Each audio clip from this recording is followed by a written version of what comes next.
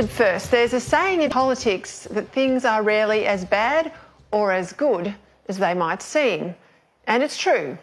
Almost no defeat and almost no victory is ever final. But this Brexit fiasco, well, it's about as bad as it gets. One of the world's great countries can't decide whether it's in or out of the European Union, whether it accepts or rejects the democratic vote to leave, and whether it can or it cannot work out a credible way forward. This whole shambles shows what happens when the people in charge don't believe in what they are supposedly trying to do. The British people voted to leave the European Union because, on a 52 to 48% result, they didn't like the Eurocrats in Brussels calling the shots over Britain's trade, Britain's immigration and Britain's economic regulation.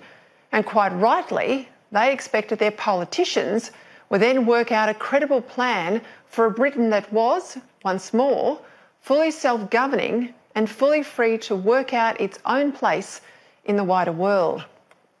The basic problem is that no serious person in the British government or the British Parliament has put up a credible vision for what a free Britain would look like. It shouldn't have been this hard.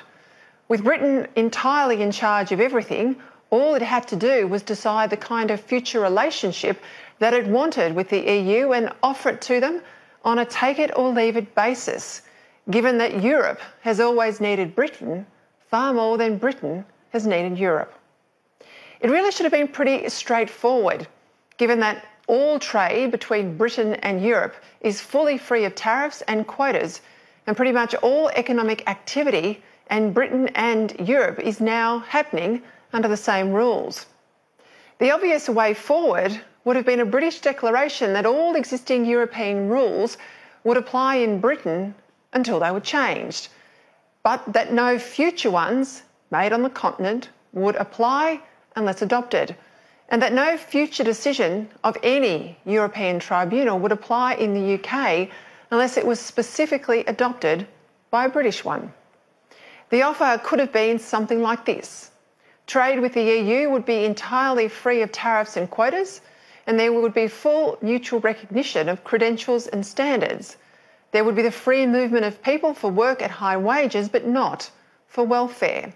And all European citizens currently resident in Britain would be welcome to stay indefinitely and perhaps even apply for UK citizenship. And the ask would have been exactly the same the other way for Brits in Europe. And so-called divorce payments, well, none. Not a dollar, not a euro, not a pound, except for shared costs of ongoing joint projects. And with Britain unilaterally proposing free movement of goods with Europe, there would be no need for a hard border with Ireland unless the EU tried to make the Irish have one, and that then would be a problem for the Irish to resolve, not Britain. Back in January last year, British Prime Minister Theresa May famously stated that no deal is better than a bad deal. Well, only if she'd subsequently lived up to that solemn declaration. The problem thus far is that a bad deal, a very bad deal, has been the only one the EU has been prepared to offer. Basically, Britain has to accept remaining in a single market forever without any further say over the single market's rules. And May, along with much of the UK establishment, has been so terrified of leaving without a deal that she's been prepared to swallow this humiliation. Two things now are obvious. First, Britain should urgently prepare for a no-deal Brexit. If the EU wants to punish Britain, there will be some disruption, but people will cope. Britain has coped with far worse than a bit of delay at customs. And second, the Conservative Party needs to find itself a new leader. For months, PM May has been saying that the Parliament must decide.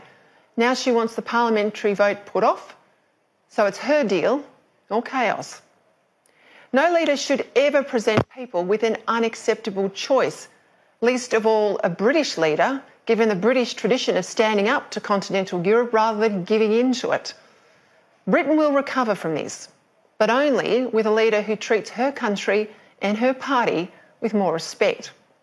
And of course, it goes without saying that renewed talk of a second referendum is just what the Remainers, or I should say the Remoaners, it's only what they want to keep people voting until the establishment gets the result it wants. Let's hope the people of Britain are a wake up to what's really going on.